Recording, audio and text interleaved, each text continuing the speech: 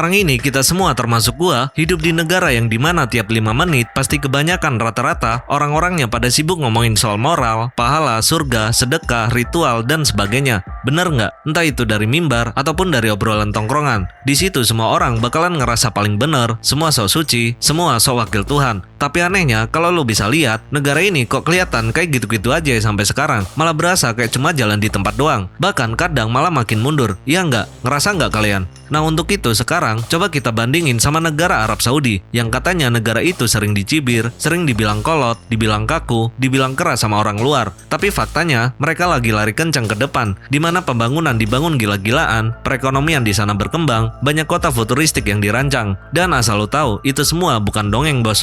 Jadi sekarang pertanyaan simpelnya gini, dan mungkin ini pertanyaan yang bakalan bikin banyak orang ngamuk-ngamuk. Kenapa negara Indonesia dan Arab Saudi yang sama-sama bermayoritaskan umat muslim, sama-sama bawa agama di dalamnya, tapi anehnya kok hasilnya beda jauh banget ya? Dan kalau lo masih mikir jawabannya karena Arab Saudi adalah negara yang kaya dengan minyak, stop dulu. Itu cuma jawaban orang yang males mikir bos. Karena kalau cuma kaya dengan minyak, tapi yang ngurusnya itu nggak punya otak, ya tetap aja cuma jadi bualan kosong doang bos. Soalnya, lo tahu pastinya, banyak negara yang kaya sumber daya, tapi tetap aja gagal total. Misalnya aja Nigeria dan Venezuela, itu contoh nyata. Dan kalau kita bedah, masalah utamanya itu bukan di agamanya, tapi salah satu masalahnya itu ada di cara negara dan pola berpikir masyarakatnya. Sekarang kita coba ambil titik bedanya, di mana religius di mulut tapi rasional di otak. Nah ini titik bedanya. Bisa dibilang Indonesia itu religiusnya berisik banget, sedangkan di Arab Saudi religiusnya di sana itu fungsional. Kenapa bisa gitu? Karena kalau di Indonesia, di sini agama dijadiin bahan debat tiap hari. Nah ini bisa dibuktiin kok dengan cara lo lihat aja video di TikTok atau di YouTube. Sedangkan di Arab Saudi jauh lebih terhormat karena agama di sana dijadiin stabilitas sistem. Dan kalau lo nggak percaya, lo bisa cek sendiri faktanya.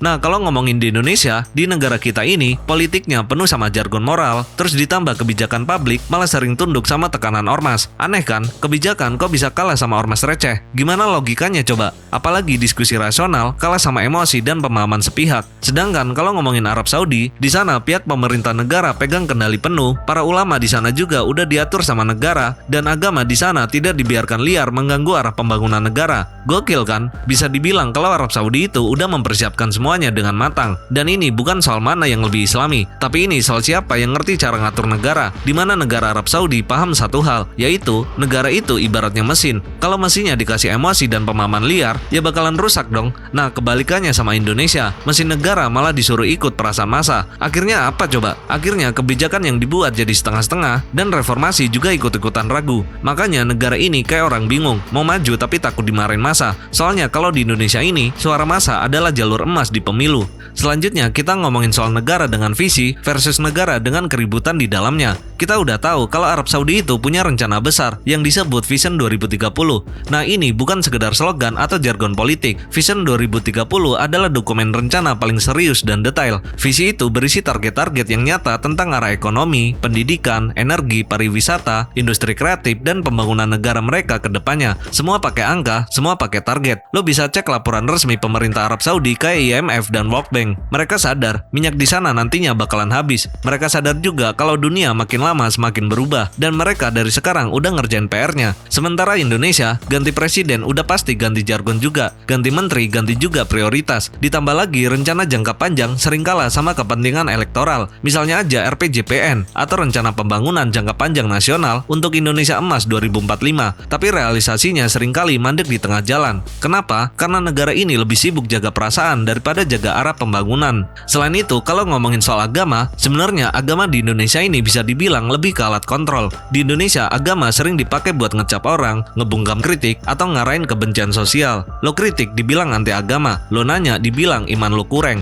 Ya kalau kayak gini, ini mah bukan religius bos, tapi ini kemalasan berpikir. Padahal, kalau lo buka sejarah peradaban Islam, justru rasionalitas dan ilmu pengetahuan yang bikin mereka jaya. Bukan teriak sana sini soal moral doang. Kalau modalnya cuma teriak-teriak, semua orang juga bisa bos. Nah, ada juga nih fakta yang sering bikin orang Indonesia ngelak, yaitu data dari World Bank dan IMF yang bilang kalau di Arab Saudi ini terus-terusan konsisten buat mendorong perkembangan ekonomi, investasi riset dan pembangunan naik secara berkala, dan reformasi tenaga kerja terus dilakukan di sana. Sementara di Indonesia, produktivitas tenaga kerja rendah, riset dan inovasi minim, itu pun seandainya kalau ada riset atau inovasi, juga pasti bakalan diribetin sama pemerintahnya sendiri, dan anggaran pendidikan yang besar, tapi output berpikir kritisnya kecil banget.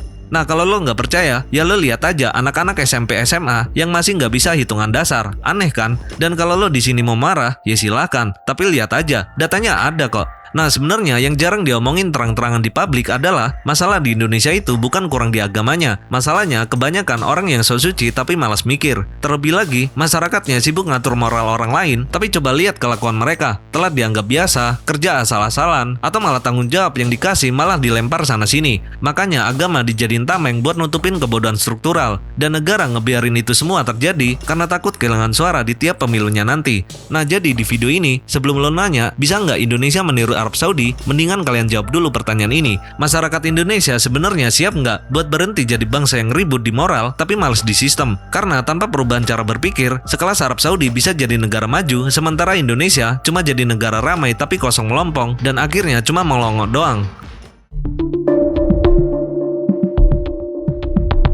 Kalau lo mau jujur sama diri sendiri, lo pasti ngerasain satu hal ini. Indonesia itu rame ribut, rame berisik, dan rame sama opini. Tapi giliran disuruh mikir, anehnya negara ini langsung mendadak hilang ingatan. Gokil nggak bos? Dan sekarang kita hidup di negara dengan mayoritas muslim terbesar di dunia. Tapi ironisnya, cara berpikir rasional itu justru malah minoritas. Yang dominan bukannya nalar, tapi emosi. Bukan data, tapi pemahaman sempit. Bukan solusi, tapi penghakiman. Dan ini bukan perasaan gua aja bos. Ini bisa dibongkar pakai data, riset, dan pola yang berulang. Karena pada dasarnya pola pikir sosial yang ada di Indonesia ini adalah ketika percaya hoax lebih cepat daripada baca data. Lo bisa buka media sosial di Indonesia dan lihat semua isinya. Potongan ceramah janji surga, kutipan motivasi kesolehan, teori konspirasi barat, dan juga hoax yang dibungkus agama. Parahnya lagi, itu laku keras bos. Nah, menurut survei lembaga internasional, Indonesia termasuk negara dengan tingkat kepercayaan tinggi pada informasi yang tidak terverifikasi di media sosial. Dan menurut Mavindo, hoax paling cepat menyebar justru yang bawa embel-embel agama dan moral.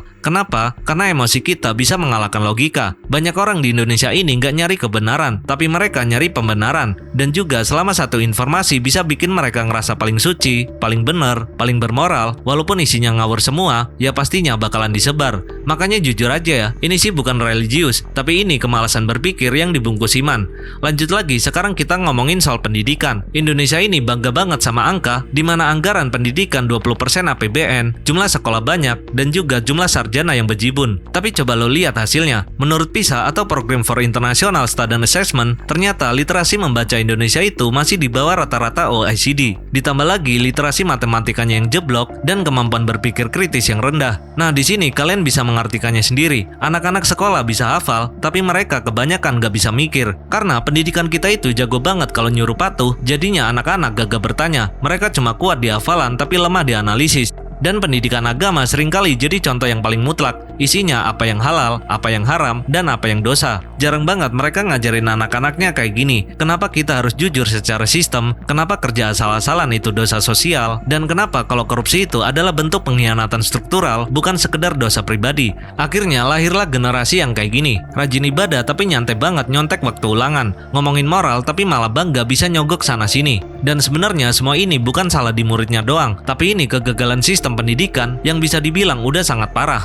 Belum lagi soal ekonomi. Orang-orang di Indonesia itu sebenarnya rajin, sibuk, dan kerja keras katanya. Tapi kalau lo lihat produktivitas tenaga kerja, hasilnya bisa bikin cengar-cengir pahit bos. Karena data sekelas World Bank aja udah nunjukin produktivitas tenaga kerja Indonesia masih jauh di bawah negara Asia Timur. Apalagi ditambah dengan pertumbuhan ekonomi yang banyak ditopang konsumsi bukan inovasi. Lo bisa lihat sendiri, kita bangga punya UMKM. Tapi jujur aja, banyak UMKM yang jalan di tempat, minim riset, minim efisiensi, minim kualitas. Dan setiap dikritik, jawaban klasiknya, yang penting halal, yang penting niat. Tapi jujur aja bos, niat tanpa kompetensi itu nggak masuk akal. Apalagi halal tanpa kualitas itu sebenarnya nggak laku di dunia nyata. Beda banget sama Arab Saudi yang udah ngerti satu hal, agama nggak bisa dijadiin alasan buat malas bersaing. Sementara Indonesia masih banyak yang nganggap kalau pasar itu urusan rezeki, bukan hasil dari kerja nyata. Gokil banget kan bos?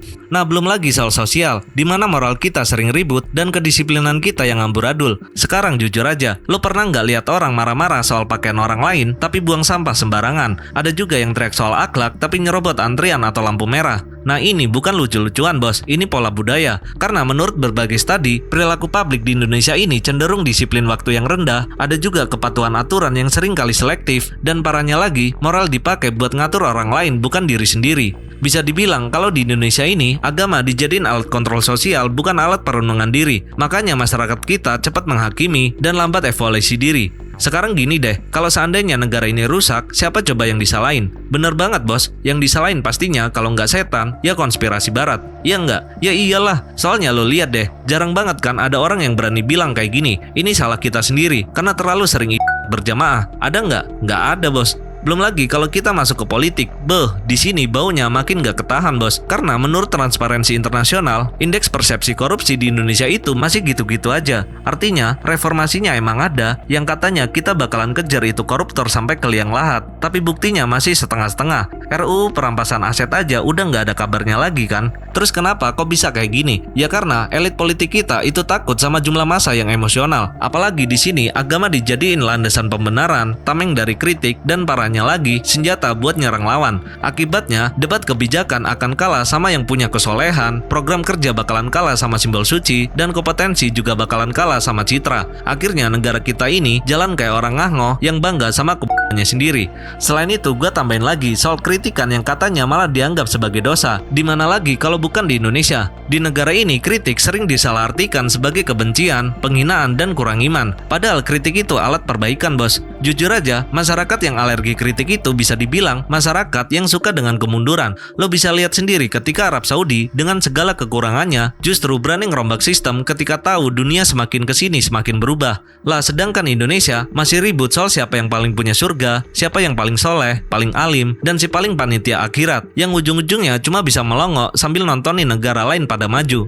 Nah inti dari segmen ini sebenarnya negara Indonesia atau negara kita ini nggak pernah kekurangan agama, tapi kita sebagai rakyat Indonesia justru kelebihan simbol dan juga kekurangan rasionalitas. Nah fakta yang nggak bisa dibantah adalah kita mayoritas muslim, iya benar banget. Tapi apakah kita ini adalah mayoritas yang bisa berpikir dewasa dan sistematis? Jawabannya tentu enggak. Karena selama data bisa dikalahin sama emosional, moral bisa ngalahin kebijakan publik, dan iman dijadiin alasan buat malas mikir, ya jangan mimpi Indonesia emas, yang ada justru Indonesia berkarat. Nah jadi kalau lo ngerasa tersinggung sama narasi ini, justru itu poinnya. Karena perubahan gak pernah lahir dari perasaan yang nyaman. Dan di segmen terakhir ini gue bakal jawab pertanyaan yang paling penting. Kalau masalahnya ada di manusia dan pola pikirnya, terus masih ada jalan keluarnya nggak? Jawabannya pasti masih ada. Tapi jujur aja, ini pahit dan gak semua orang siap menerima itu.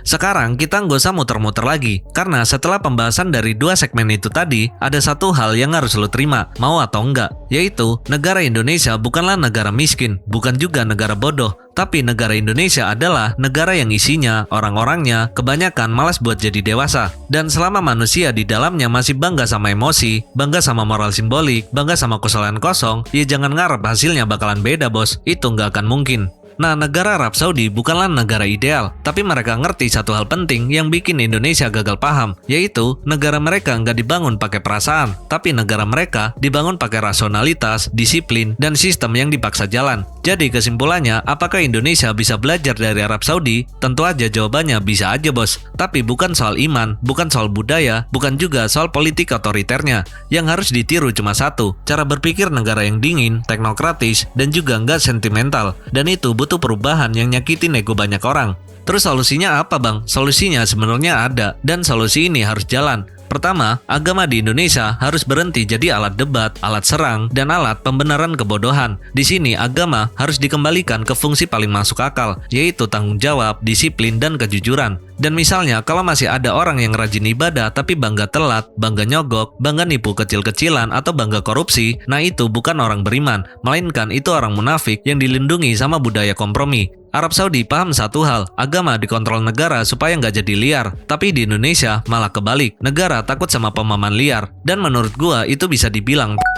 Solusi kedua, pendidikan Indonesia harus berhenti memproduksi anak patuh, anak takut salah, dan anak anti kritik. Menurut PISA, kita ketinggalan itu karena nggak ngajarin berpikir. Dan itu bukan suatu kebetulan, itu hasil dari desain. Nah, solusi konkretnya adalah kurikulum wajib berpikir kritis, debat harus berbasis data, logika dan literasi pengetahuan harus dipaksa masuk, dan pendidikan agama seharusnya fokus di konsekuensi sosial, bukan cuma dosa akhirat aja. Lo paham kan sampai di sini? Dan kalau anak masih takut nanya, takut beda pendapat, takut dikritik, ya jangan kaget kalau dewasa nanti malah jadi warga negara yang tapi sok paling bermoral. Dan ini udah kejadian di mana-mana, bos. Solusi yang ketiga, ini bagian yang bikin banyak orang bakalan kepanasan. Agama harus dikeluarkan dari kampanye politik. Titik. Bukan karena agamanya itu jelek, tapi karena politik di Indonesia ini terlalu buat pegang apa yang namanya itu simbol suci. Assalamualaikum warahmatullahi wabarakatuh. Korupsi adalah musuh bersama. Karena itu perlu gerakan bersama dan terpadu dalam membangun budaya anti korupsi. Hal itu harus dilakukan sejak dari keluarga. Penanaman nilai-nilai dan pendidikan anti korupsi dimulai sejak dini. Data Transparansi Internasional jelas ngasih bukti bahwa korupsi tinggi itu bukan karena doanya yang kurang, tapi karena sistem yang lemah dan pengawasan yang tumpul. Makanya solusinya adalah larang yang jualan simbol agama di kampanye, hukum harus jalan tanpa takut berhadapan sama massa, dan kritikan untuk kebijakan itu bukanlah bentuk penghinaan atau penistaan. Nah, kalau kritik masih dianggap dosa, negara ini kemungkinan bakalan mati pelan-pelan. Kita lanjut lagi, solusi keempat, bangun visi negara bukan janji di kampanye doang. Negara Arab Saudi punya Vision 2030, bukan karena mereka pinter banget, tapi karena mereka sadar kalau negara yang jalannya tanpa arah nggak jelas, negara itu bakalan mati sia-sia. Dan Indonesia juga butuh visi 20 tahun ke depan, target ekonomi yang jelas, dan indikator pendidikan yang terukur.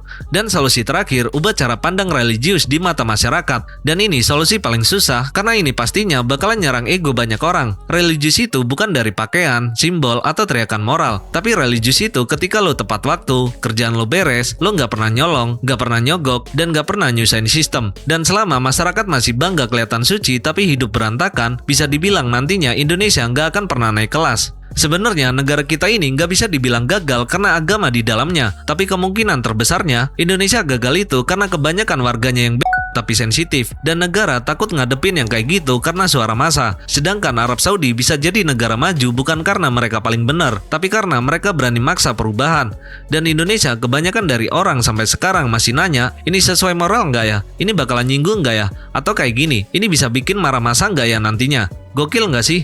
Karena asal lo tahu aja, di mana ada negara yang kebanyakan masih mikirin soal perasaan, disitulah dia akan kalah sama negara yang mikirin hasil. Dan yang terakhir, sebelum gua tutup video ini, kalau lo ngerasa kepanasan sama video ini, artinya masalah yang udah gue bahas itu semuanya tepat sasaran. Dan kalau lo masih bisa mikir, iya juga ya, berarti lo masih punya harapan buat nggak jadi bagian dari warisan kebodohan ini.